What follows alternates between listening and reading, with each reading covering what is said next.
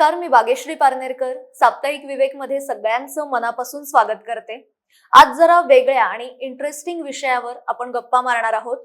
आज मी एकटी नाहीये, तर माझ्यासोबत आपल्या साप्ताहिक विवेकचे मंत्रालय प्रतिनिधी कृष्णात कदम सुद्धा बसलेले आहेत. तुम्हाला पुढे जेव्हा जाऊ आपण तेव्हा लक्षात येईलच या गप्पा नेमक्या काय आहेत. आता आपल्यापैकी अनेक जणांना गुप्तचर यंत्रणा ज्या असतात त्याचं काम कसं चालतं हे जाणून घ्यायला फार आवडतं. म्हणजे आपली भारताची रॉ आहे, रशियाची KGB आहे, इस्रायलची मोसाद आहे किंवा अमेरिकेची CIA, असं प्रत्येक देशाच्या आहेत. आपण अनेक चित्रपटातनं सुद्धा बघतो की त्यांची सांकेतिक भाषा कशी असते, त्यांना कसं शिकवलं जातं. पण आपल्या मनात कधी हा विचार आलाय का की आता टेक्नॉलॉजी इतकी वाढली आहे त्यामुळे हे थोडंसं सोपं आहे, पण छत्रपती शिवाजी महाराजांच्या काळात एखादी गुप्त माहिती जर पोचवायची असेल तर त्या माहितीची देवाणघेवाण कशी करत असतील? म्हणजे त्या काळी नेमकी कोणती यंत्रणा होती? अर्थात होती, आणि त्याविषयीच आज आपण समजून घेणार आहोत. तर त्याला करपल्लवी असं नाव होतं आणि आज ही लोककला म्हणून जपली जाते. आपण बघतो की शिवकालीन मैदानी खेळ वेगवेगळ्या ठिकाणी शिकवले जातात, पण करपल्लवी हे फार ठिकाणी शिकवलं जात नाही आणि आपल्यापर्यंत फार पोचलेलं नाहीये. पण आपल्या महाराष्ट्रातलं एकमेव कलापथक असं आहे की ते 7 भाषांमधून नावं ओळखतात आणि त्यांचं नाव आहे धर्मवीर संभाजीराजे लोककला शाहिरी पथक. त्यांचे महाराष्ट्रात वेगवेगळ्या ठिकाणी कार्यक्रम होतात. फक्त महाराष्ट्रातच नाही तर वेगवेगळ्या राज्यांमध्ये सुद्धा कार्यक्रम होतात. आणि नेमकी ही कला काय आहे, ती कशी जोपासली जाते किंवा ते याकडे कसे वळले, हेच आजच्या भागातून आपण समजून घेणार आहोत. आणि आपल्या सोबत आहेत शाहीर संजयजी जाधव मिंडसेकर आणि शाहीर सोमाजी वागसे मिंडसेकर. नमस्कार. नमस्कार. मी साप्ताहिक विवेक मध्ये तुमच्या दोघांचंही खूप मनापासून स्वागत करते. आपल्या प्रेक्षकांना मला सांगायला आवडेल की यांची सदिच्छा भेट होती आपल्या कार्यालयाला आणि त्यांनी एक छोटासा कार्यक्रम सुद्धा सादर केला. त्यामधून त्यांनी ती नावं सुद्धा ओळखून दाखवली. आपल्या प्रेक्षकांसाठी सुद्धा आपण ते दाखवणार आहोत. पण आपण गप्पांना सुरुवात करूया. करपल्लवी हे नाव आम्ही ऐकलंय किंवा वेगवेगळ्या माध्यमातून वाचलंय, पण नेमकी ही कला काय आहे त्याविषयी आम्हाला जाणून घ्यायचंय. तर आता ही करपल्लवी म्हणजे कर म्हणजे हात आहे आणि पल्लवी म्हणजे भाषा आहे, असा संक्षिप्त आपलं त्याचं नाव आहे. करपल्लवी गोंधळी कला याला म्हटलं जातं.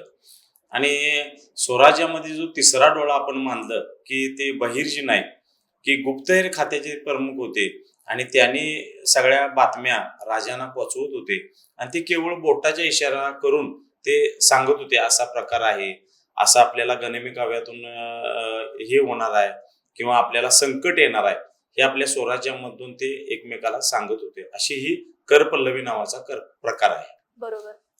तुम्ही जेव्हा सादरीकरण करता तेव्हा त्यात काय काय असतं, म्हणजे ते कशा पद्धतीने तुम्ही सादर करता? आता ह्याला पारंपरिक वाद्य आहेत, की पहिलं वाद्य आहे त्याचं तुंतुन म्हणून आहे, की ज्या तुंतुण्यावरती स्कोर चालू राहतो. पारंपरिक जुनं वाद्य आहे ते तुंतुन. आणि तुंतुण्याबरोबर पारंपरिक संबळ आहे आणि तुंतुन संबळ आणि झांज म्हणून आपण टाळ म्हणतो किंवा त्याला झांज म्हणतो, असं तो त्या वाद्य वाजली जातात. आणि ते एकमेकाची अशी नावं ओळखून आपण खुणवून ती नावं ओळखतो करेक्ट, आणि त्याच्यावरती संबळ आणि त्याच्यावरती ताल धरला जातो आणि तुंतुण्याच्या त्या सुरावरती ते गाणं गायलं जातं. अशा पद्धतीने त्याचं सादरीकरण सादरीकरण केलं जातं. माझ्या आपल्या प्रेक्षकांना मला सांगायला आवडेल की दोघही म्हणजे संजयजी असतील ते एक नोकरी करत होते आणि सोमाजी जे आहेत ते सुद्धा पतसंस्थेचे अध्यक्ष म्हणून काम करत होते, पण तरीही त्यांनी या लोककलेला वाहून घेतलंय. तर त्याबद्दल सांगा, म्हणजे तुम्ही कसे वळलात इकडे?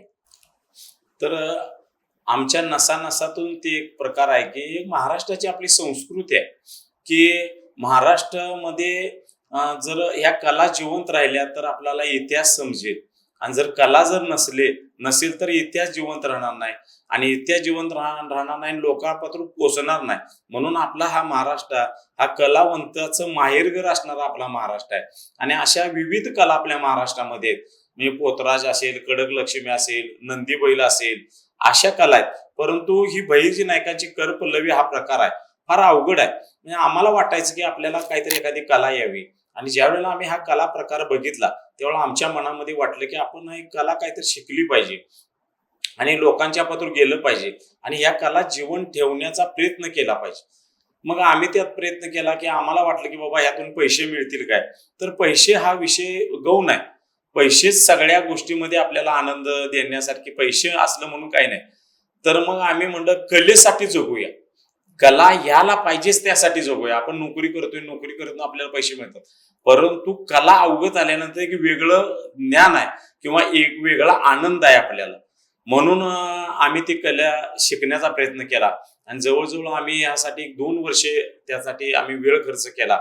वेळ मिळेल तसं आम्ही त्या गुरुजींच्याकडे जाऊन आणि अशी कला शिकून आम्ही त्यात आणि सुधारणा केली. आपल्या महाराष्ट्रातील करपल्लवी प्रकार आहे तो मराठीत आहे.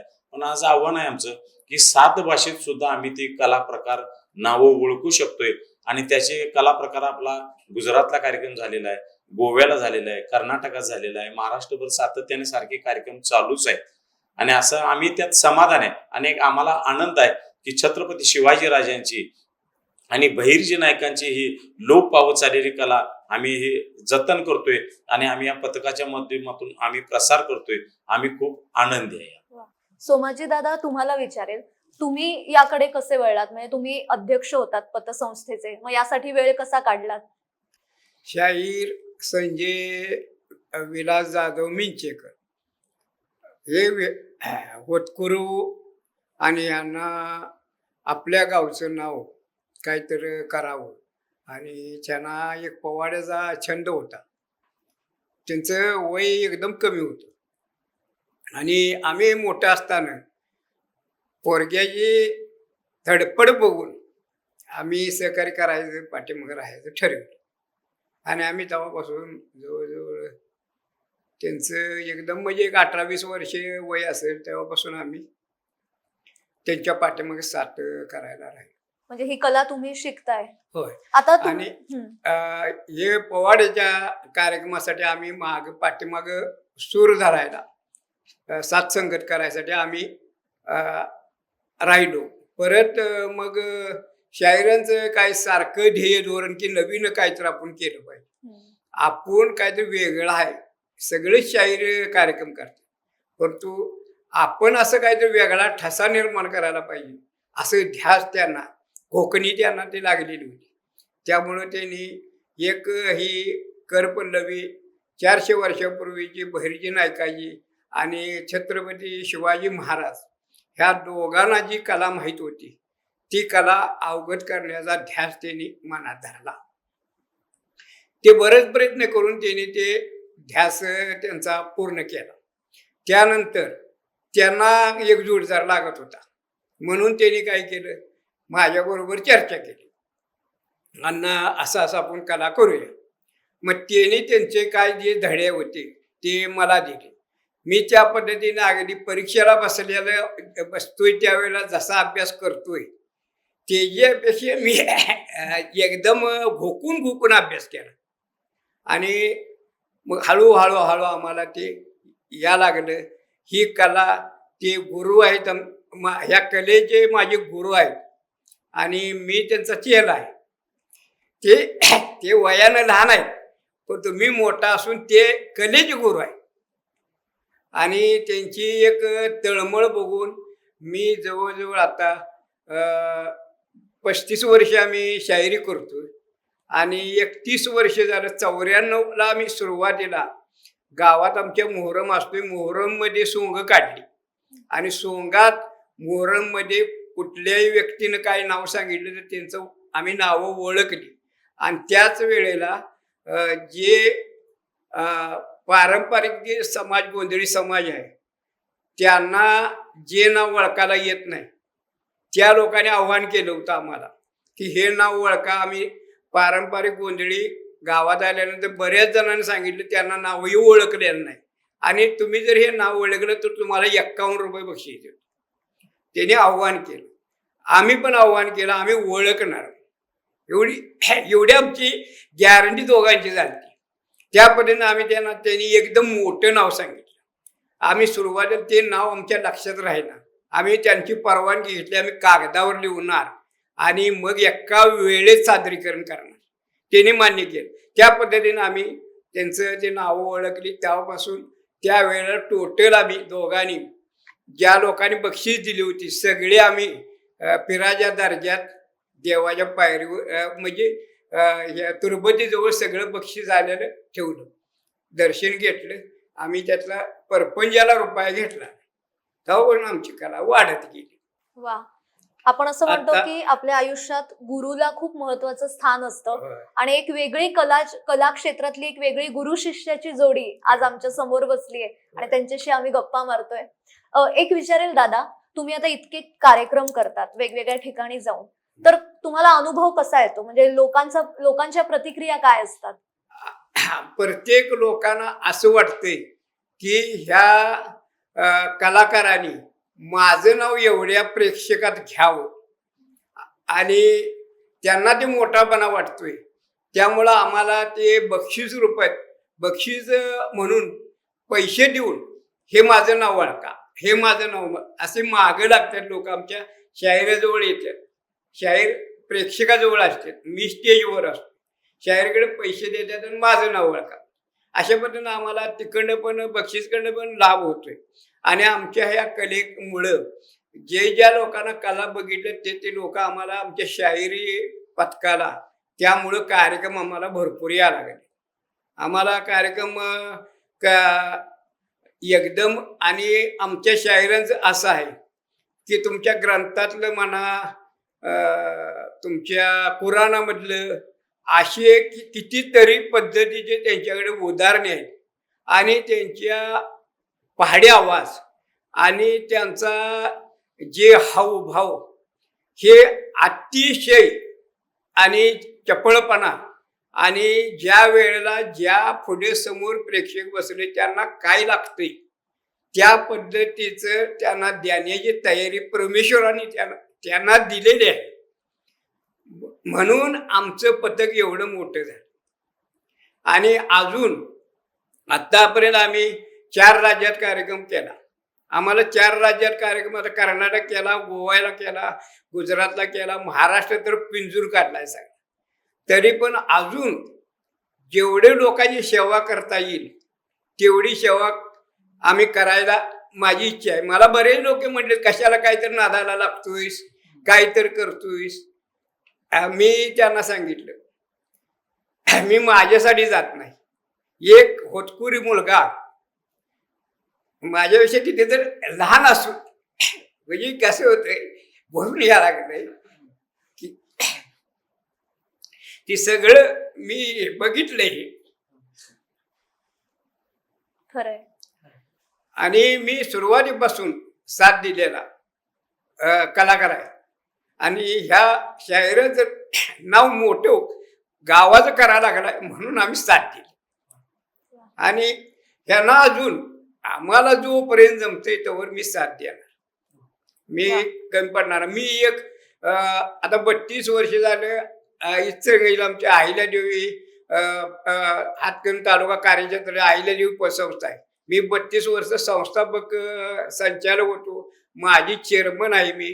तर ते काम बघत मी हे कार्यक्रमाला मी घरचं काम काही किती महत्वाचं असलं तर माझ्या घरचे लोक मला साथ करतात आणि मला कार्यक्रमाला कधी बंधन आडयेडं कधी घरच्या लोकांनी पण घेतलेलं नाही.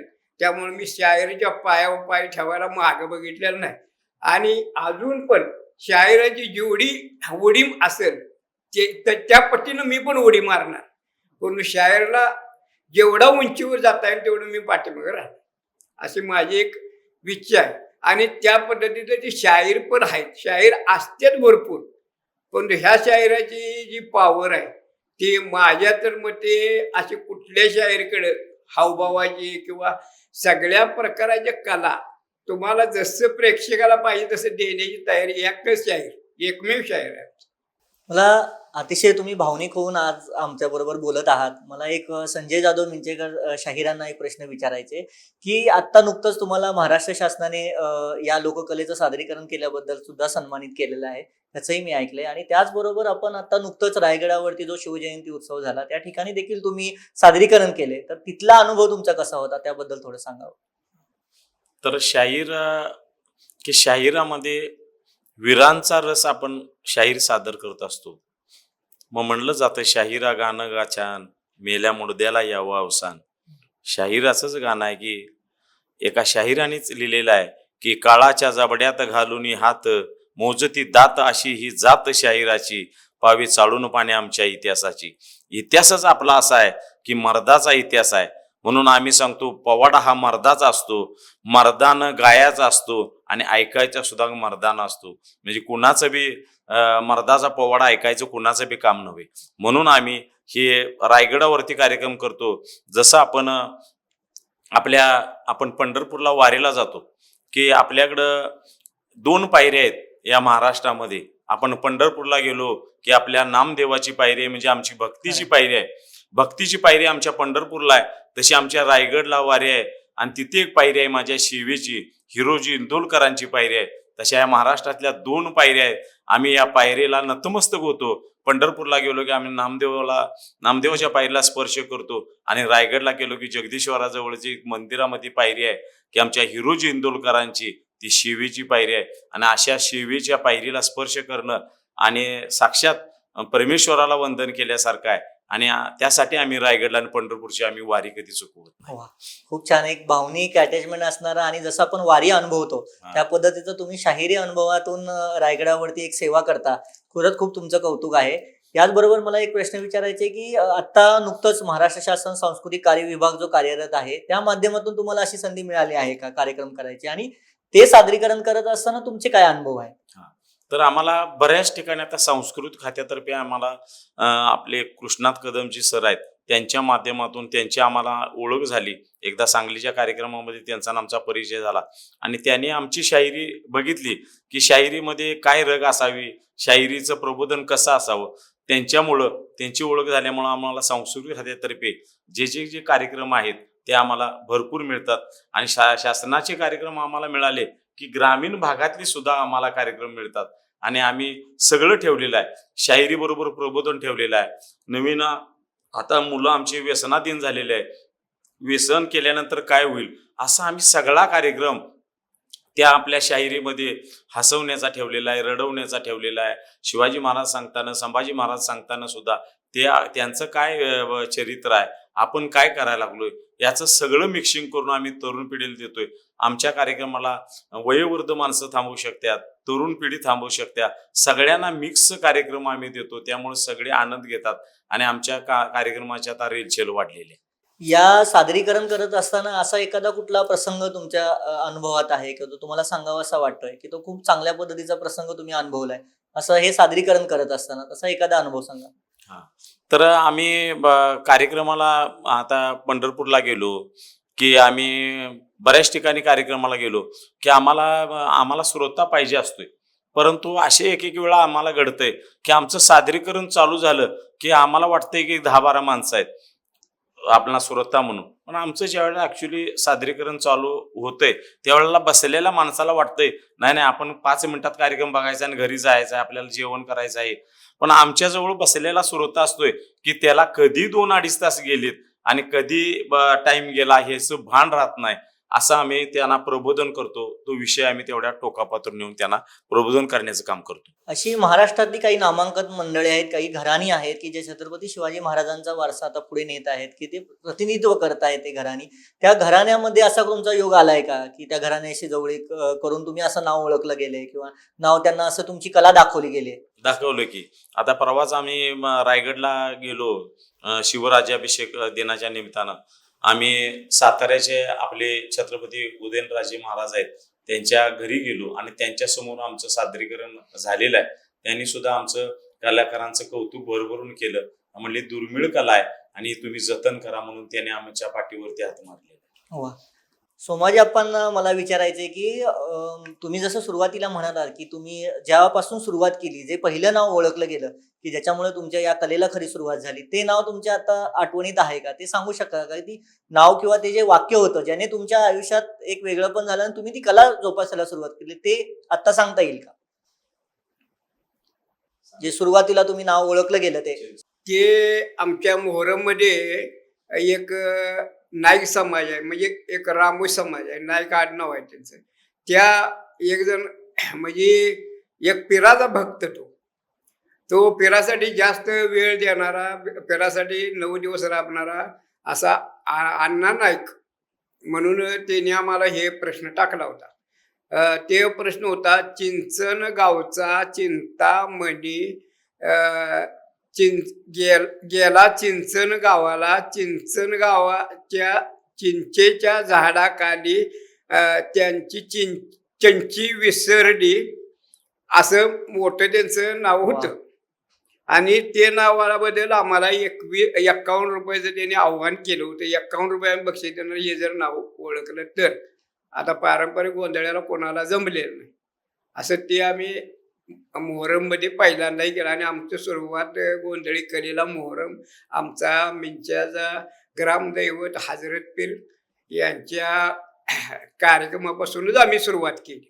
आता जे तरुण पिढीसमोर काही आव्हानं आहेत किंवा तुमच्या कलेसमोर जी काही आव्हानं आहेत आणि तरुण पिढीला तुम्ही या कलेच्या माध्यमातून काय सांगू इच्छिता की इकडे तरुण पिढी पण वळली पाहिजे, पुढे ही परंपरा कशी पुढे जोपासली गेली पाहिजे, त्याबद्दल तुमचं काय मत आहे? आम्ही तर बरेच मुलांना सांगतो, बाबा शाहिरी शिका आणि यातून आपल्याला मोठ्या मोठ्या लोकांच्या पात्र भेटायला मिळते किंवा आपल्याला फिरायला मिळते आणि आपण एक चांगलं एक व्रत हातात घेतोय की आपल्याला पोवाडा म्हणता आला पाहिजे. पण हल्ली आता मुलं हे येत नाहीत आमच्याकडं. कुठं शिकायचं, त्यात चाली आहेत, डप वादन आला, डिमडी वादन आली, सगळं ग्रुप ठेवणं गरजेचं आहे. मग हे जमत नाही म्हणतात आपल्याला काही नको. करपल्लवीसाठी सुद्धा आम्ही आव्हान केलं की मुलांनो या शिकाई, तर ते म्हणतात आता ह्यात काय फायदा आहे, काय शिकून फायदा आहे. म्हणजे असं आम्हाला प्रतिकार येतोय. पण आता बरीचशीच मुलं आमच्याकडे पण यायला लागलेले आहेत, शिकायला लागलेले आहेत की शायरी शिकतात, करपल्लवी सुद्धा शिकतात. पण माझी एक नम्र विनंती आहे की ह्या कला आम्ही जसं जतन करतोय तसं कलेसाठी जगलं पाहिजे आणि ह्या महाराष्ट्राची संस्कृती टिकायसाठी आम्ही जसा प्रयत्न केला तसा पुढच्या पिढीनं सुद्धा येऊन शिकावं, अशी आमचे नम्र विनंती आहे आणि आव्हान आहे. मला प्रेक्षकांना या ठिकाणी सांगावं असं वाटतं की ही जी लोककला आहे हे 7 भाषांमध्ये नाव ओळखणं म्हणजे याची एक वेगळी काहीतरी तुमचा आराखडा असेल किंवा हे नाव कसं ओळखलं जसं जशी आपली बाराखडी आहे तशी याची काही वेगळी बाराखडी आहे किंवा तशी काय त्याची- कसं आहे, तशी ते त्याचे किती शब्द असतात असं? हा तसे आता वट आमच्याकडं 447 शब्दाचं हे शब्दसंग्रह आहे आणि कशाला काय म्हणायचं याचे एक कोड ठरलेला आहे आणि तो कोड आम्ही बरोबर टाकूनच ते आम्ही हे सांगत असतो सगळं. आणि आता साधारणपणे अशी किती नावं ओळखले असतील तुम्ही, असे अंदाजे किती नावं ओळखले असतील आता आतापर्यंत? जवळजवळ हा करपल्लवीचा प्रकार तर जवळजवळ आम्ही एक 400 ते 450 प्रोग्राम आतापासून आम्ही केलेले आहे. सातत्याने ह्या प्रकार आम्ही शाहिरी बरोबर हा प्रकार नेतोय किंवा मोठ्या मोठ्या नाटकामध्ये सुद्धा आम्ही आता ह्या कला प्रकार सादर करत असतोय करपल्लवी स्पेशल. मला सोमाजी आपण विचारायचे की म्हणजे भाग्यश्रीनं मी सांगेन की एक अतिशय इंटरेस्टिंग यांच्याबद्दलचं एक मला माहिती मिळाली की ते नारळ जो आहे, तो नारळ आपण कुठल्याही एखाद्या परिसरामध्ये जर समजा ठेवला आणि तर ते डोळ्याला पट्टी बांधून तो नारळ फक्त हलगीच्या आवाजावरती शोधून दाखवतात. हे फार इंटरेस्टिंग आहे की अशी कला येणं म्हणजे खूप चॅलेंज आहे. फक्त वाद्याच्या आवाजावरती कुठेही ठेवलेला नारळ तुम्ही शोधला, ही लोककला पण एक वेगळी पण आहे. ह्याबद्दल थोडं सांगा. आम्ही आमचं ह्या पथकाचं एक त्रिमूर्ती तरुण मंडळ म्हणून मंडळ होतं. त्या मंडळात आम्ही लेझिम खेळत होतो आणि लेझिमीतच एक सुभाष पाटील म्हणून हलकी वादक आमचे मित्रच आणि त्यांनी हलगी वाजवायची आणि आम्ही एक ही कला सादर करायची म्हणून आपल्या मंडळाला लग्नाच्या वराती सुपाऱ्या मिळाव्यात म्हणून आम्ही ही कला जोपासली होती. ते कला आम्ही जे आम्हाला सुपारी देत होती त्याने कुठेतरी नारळ दडवून ठेवायचा आणि माझ्या डोळं बांधायचं आणि नंतर फक्त हलगीवाल्याला नारळ ठेवलेला तेवढा दाखवायचे कुटायचे. मग हलगीचा जे वाद्याचा ठोका आहे त्या ठोक्यावर ते जे ठोका वाजवते त्या पद्धतीने मी जाऊन ते नारळ कुटायचे शोधून बरोबर काढत होतो डोळं बांधून. परत त्यानंतर रॉकेलच्या दिवट्या करून दिवट्याचा खेळ खेळत होतो आम्ही. असं लेझमीचं म्हणजे सुपाऱ्या आम्ही घेत होतो. त्यानंतर परत मग असं आम्ही 3 मोठी लोक होते. परत आमच्या शाहीरसारखे ह्या वयाची पोरं आम्ही मंडळामध्ये सामील करून घेऊन त्यांना घेऊनच आम्ही ते कार्यक्रम बरेच वर्ष केले. गणपती बसवणे, परत हे आमचं लेझिम. आमच्या या पथकाकडे 10 कला आहेत. आता हे शाहीर डोंबाऱ्या जसं काठीव चालत्या तसं चालत्या, पाय न टेकतात जमिनीला, सायकलीवर बसत्या, परत यांना कुडमुडा वाजवून हे स्वतः एखाद्या प्रेक्षकात बसलेल्या मुलाला बोलवायचं, त्याचं भविष्य सांगायचं. वा. हे पण कला त्यांच्याकडे आहे. आणि ही आमच्याकडं ही भजनाची कला पण त्यांच्याकडे आहे. या अशा सगळ्या एक 10 कला तुमच्या महिला भगिनी भरपूर असतात कार्यक्रमात. त्यावेळेला त्यांना गौरीची गीतं, पारंपरिक गौरीची गीतं ते पण आम्ही म्हणून त्यांना त्यांची पण करमणूक करतोय आणि त्यांना प्रश्न विचारतोय, आम्ही जे गाणं म्हटलं ते बरोबर का चूक सांगा. तर ते सगळ्या बायकांनी बरोबर म्हणून त्यांना हातवर करून सांगतो. एवढ्या पद्धतीने अशी तयारी आमची आहे. आपल्या प्रेक्षकांसाठी आपण प्रात्यक्षिक सुद्धा बघणार आहोत.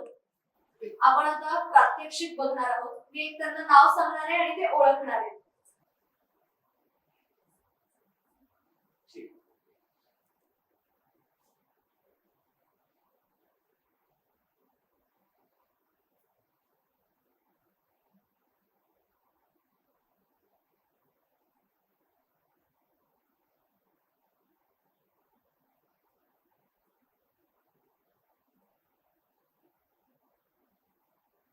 बोला.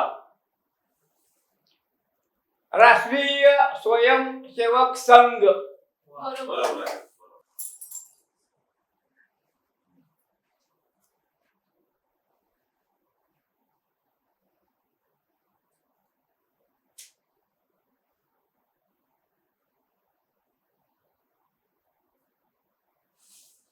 साप्ताहिक विवेक. शाबास, बरोबर आहे. हा जे मॅडमने नाव सांगितलेलं आहे ते इंग्लिश नाव आहे, म्हणून आमच्या गोंधळ्याचं चॅनल बदलणं गरजेचं आहे की ते इंग्लिश नावामध्ये आपण ते ओळखायचं आहे. इंग्लिश नाव आहे, लक्षात ठेवा.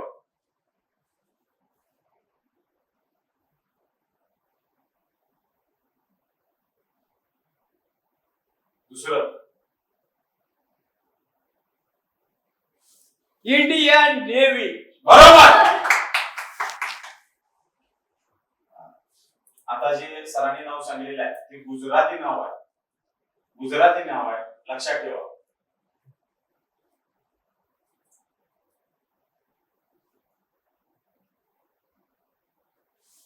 केमचे. आता सरांनी जे नाव सांगितलेलं आहे ते कन्नड मधलं नाव आहे आणि कन्नड लिपीतून तुम्हाला ते भाषेतून तुम्हाला सांगतोय ते तुम्ही ओळखायचं आहे. बरोबर.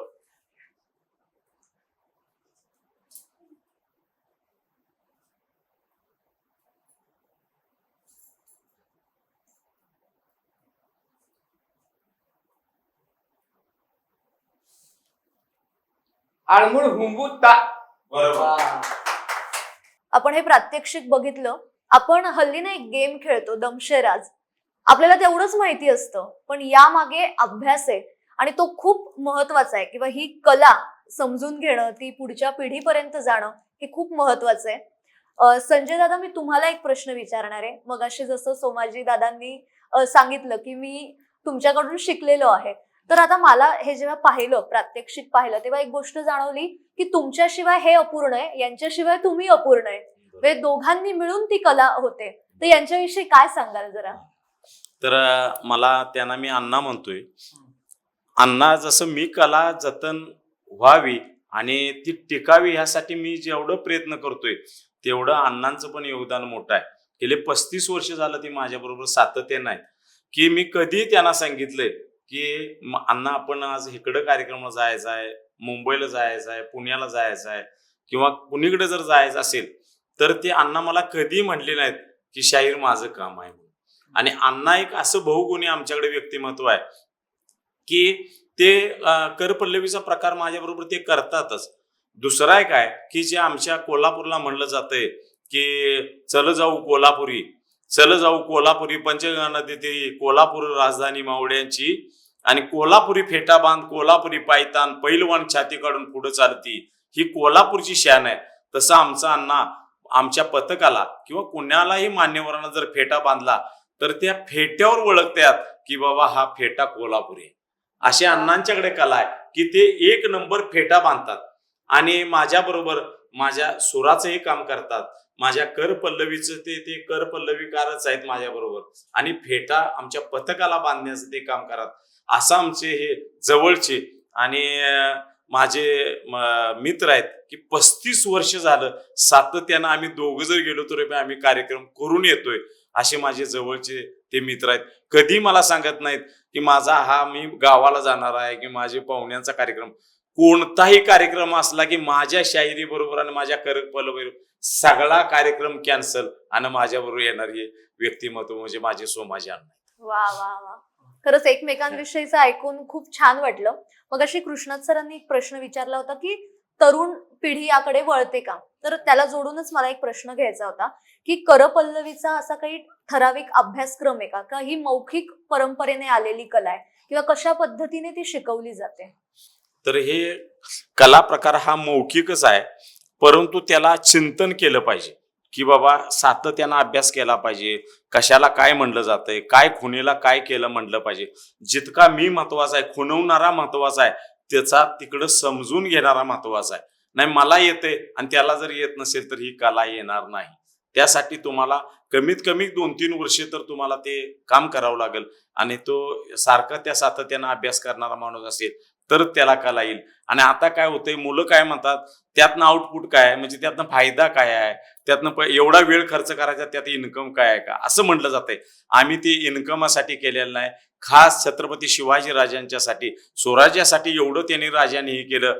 आणि आमच्या स्वराज्यासाठी तानाजी मालुसरे, बाजीप्रभू देशपांडे, बहिर्जी नायकांनी की सांगितलं की एका हातात तुळशीपत्र आहे, एका हातात विस्तव आहे, कोणतं घरावरती ठेवू, असं त्यांनी स्वराज्य घडवलं. आणि त्यांची कला जीवन ठेवण्यासाठी एवढा तर वेळ आपण द्यायला पाहिजे, म्हणून आम्ही ही कला जतन करतोय आणि कलेसाठी जगतोय साहेब आम्ही. दुसरं काही नाही, कला जिवंत राहिली पाहिजे आणि दुसऱ्या पुढे पत्र गेली पाहिजे, यासाठी आमचा सातत्याने प्रयत्न चालू. खरंय, म्हणजे कलेला जगवणारे तुम्ही आहात आणि कला असेल तर प्रेक्षक असतो, पण खरंच ही कला तुम्ही जगताय आणि जगवताय, त्यामुळे तुम्हाला मानाचा मुजरा. धन्यवाद, आभार आहे. याला लागूनच शाहिरांना प्रश्न असा आहे की एखादी काव्यरचना, ज्या तुम्ही शाहिरीमध्ये बऱ्याच काव्यरचना करत असता किंवा हे करत असता, अनेक प्रसंग तुम्ही या शाहिरीतून सांगत असता की जे अंगावर अक्षरशः आपण अनुभवतो की आपण कुठेतरी हा प्रसंग पाहतोय आणि भारावून जातात सगळे प्रेक्षक. तर अशी जी काव्यरचना आहेत, कुठले कुठले प्रसंग तुम्ही या शाहिरीमध्ये घेता? एखादी काव्यरचना, अगदी छोटीशी काव्यरचना असेल ती आम्हाला प्रेक्षकांसाठी ऐकायला आवडेल. हा, तर आमचे गुरु शाहीर रमजान बागणीकर त्यांच्याजवळ मी गेले 15 वर्ष सातत्याने मी राहत होतो आणि त्यांनी मला बरेचसेच काव्य त्यांचे माझे पाठांतर आहेत. आणि मला त्यांनी एक काव्य सांगितलं होतं की संजीव शाहीर हे काव्य कुणाकडे नाही. एवढं मी महाराष्ट्रामध्ये बरेचसे शाहिरांचे काव्य मी चिंतन केलेले आहेत, वाचन केलेलं आहे, त्याचा अर्थ समजून घेतलेला आहे. पण शाहीर रमजान बागणीकरांचं एक आगळं वेगळं काव्य आहे की ज्या ओळीचा शेवटचा शब्द आहे तो दुसऱ्या ओळीत पहिला आला पाहिजे, दुसऱ्या ओळीतला शेवटचा शब्द तो तिसऱ्या ओळीत आला पाहिजे. आणि त्या काव्याचा अर्थ आपल्या भारत पाकिस्तानच्या युद्धाच्या वेळेचा त्यांनी प्रसंग त्या काव्यातून उतरण्याचा प्रयत्न केलेला आहे. तर ते काव्य असं आहे, तर खडा सैनिक रक्षण करतो हिमगिरीचा कडा. आता शब्द हा कडा आला तर दुसऱ्या ओळीत कडा या शब्दानं त्या ओळीची सुरुवात झाली पाहिजे, असं ते काव्य. तर खडा सैनिक रक्षण करतो हिमगिरीचा कडा. अरे कडा जिद्दीचा चढवून हाती शत्रू संगे लढा.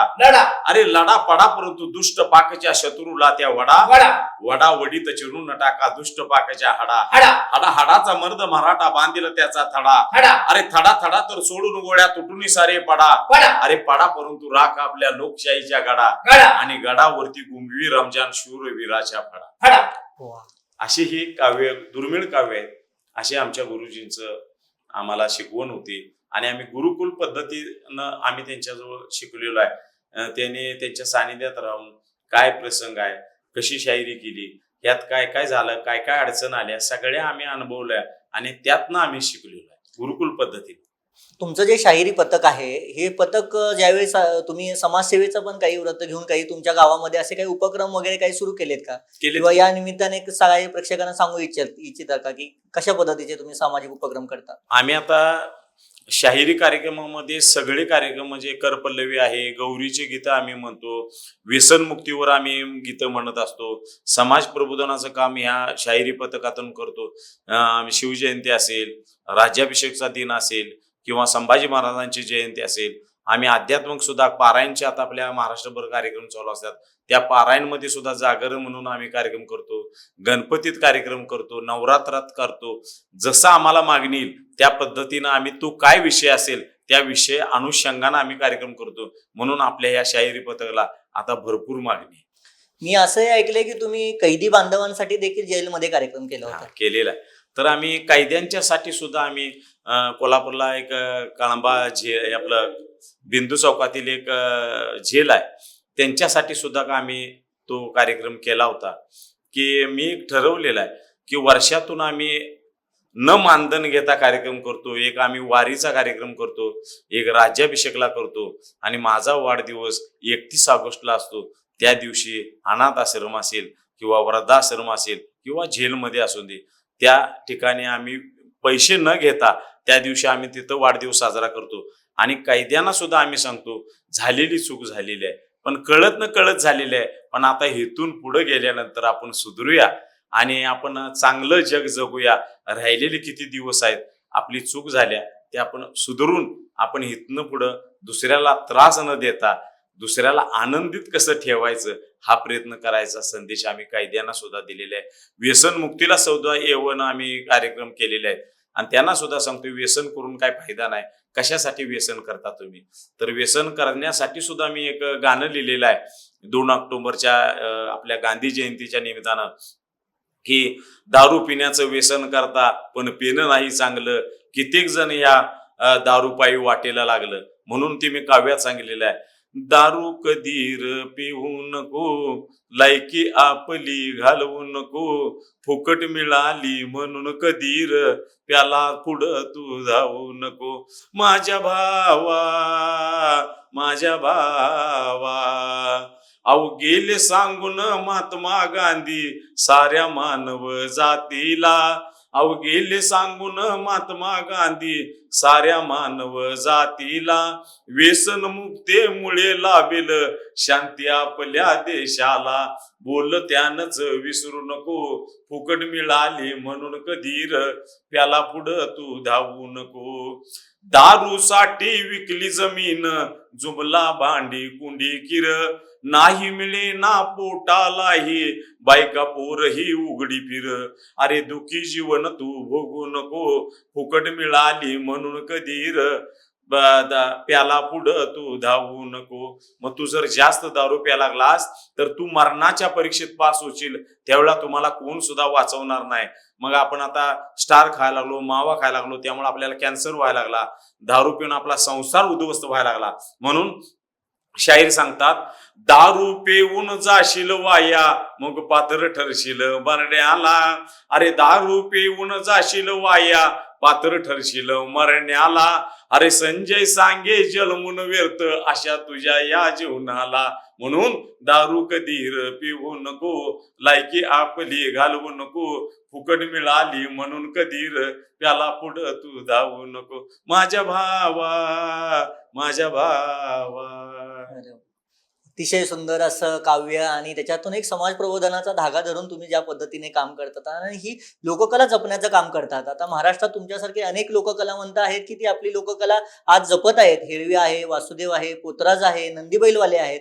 असे जे लोककलावंत आहेत त्यांना आता आणि तुमच्या करपल्लवी गोंधळी लोककला प्रकार जो आहे त्याला शासन दरबारी आता स्थान मिळते, त्याला मध्ये तुम्हाला सादरीकरणाला संधी मिळते, हे होते. तर आगामी काळात तुमच्या काय अपेक्षा आहेत शासनाकडनं की या माध्यमातून तुम्ही सांगू इच्छिता की ह्या लोककलेला अजून कशा पद्धतीने सादरीकरण झालं पाहिजे, याला शासनाने दखल घेतली पाहिजे? माझी एक विनंती आहे शासनाला की असे लोककलाकार आपण जसं हुडकून काढले पाहिजेत आणि त्याचं संस्कृत खात्याकडे एक आपला त्याचा एक पत्ता असला पाहिजे आणि मोबाईल नंबर. आपण आता आधार कार्ड, पॅन कार्ड सगळं ऑनलाईन करायला लागलोय, पण कलाकारांची सुद्धा ऑनलाईन आपल्याला त्याची नोंद असली पाहिजे आणि त्याला व्यासपीठ मिळवून दिलं पाहिजे आणि त्यांना कार्यक्रम दिले पाहिजे सातत्याने, तर ती कला जिवंत राहील. आता आम्ही कला जतन करतोय, पण आम्ही जतन करून आम्हाला जर व्यासपीठ मिळालं नसलं तर आम्ही घरातच राहणार, कोण आम्हाला विचारणार. म्हणून कलाकारांना सुद्धा व्यासपीठ मिळवून दिलं तर हे कला जिवंत राहतील, नाही तर अन्यथा जिवंत राहणार नाही.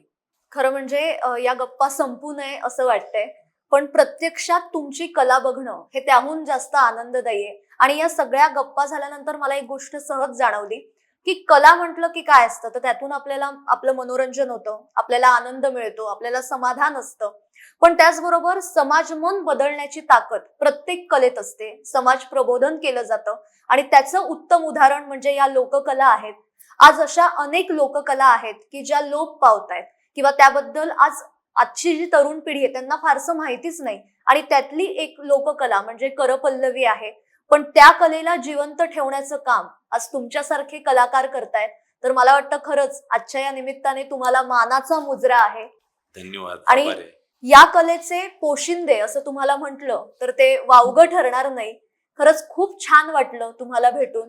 तुमची कला आज प्रत्यक्ष बघता आली. एक वेगळी ऊर्जा, एक एनर्जी आम्हाला जाणवली. आणि ही कला प्रत्येक पुढच्या पिढीपर्यंत जावी हीच इच्छा आहे. आणि तुमच्यासारखे अनेक कलाकार यातून घडावे अशी इच्छा या निमित्ताने मी व्यक्त करते.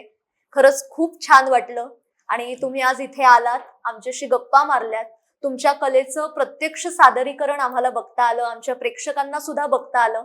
याबद्दल खरंच मनापासून धन्यवाद. धन्यवाद. आभार आहे. आभार आहे. असे कलाकार आहेत म्हणून प्रेक्षक आहे आणि प्रेक्षकांसाठी कलाकार, कलाकारांसाठी प्रेक्षक हे एक असं वेगळं नातं आहे. आणि असे कलाकार जोपर्यंत आहेत तोपर्यंत प्रेक्षक सुद्धा राहणार याची खात्री आहे. आणि आजचा हा भाग, या गप्पा तुम्हाला नक्कीच आवडल्या असतील याची सुद्धा मला खात्री आहे. कारण असे वेगळे कलाकार, त्यांची कला, त्यामागचा त्यांचा अभ्यास, त्यामागची त्यांची मेहनत हे तुमच्यापर्यंत पोहोचावं हाच आमचा एक छोटासा प्रयत्न होता. हा भाग तुम्हाला कसा वाटला हे नक्की कळवा. आणि तुमच्या शहरात किंवा तुमच्या गावात हे कलाकार आल्यावर त्यांचा कार्यक्रम आवर्जून नक्की बघायला जा. आणि तुम्हाला जर हा कार्यक्रम ठेवायचा असेल तसं सुद्धा कमेंट्स मधनं आमच्यापर्यंत नक्की पोहोचवा. हा भाग सुद्धा जास्तीत जास्त लोकांपर्यंत पोहोचवा आणि आपल्या साप्ताहिक विवेकच्या YouTube चॅनलला लगेच सबस्क्राईब करा. धन्यवाद.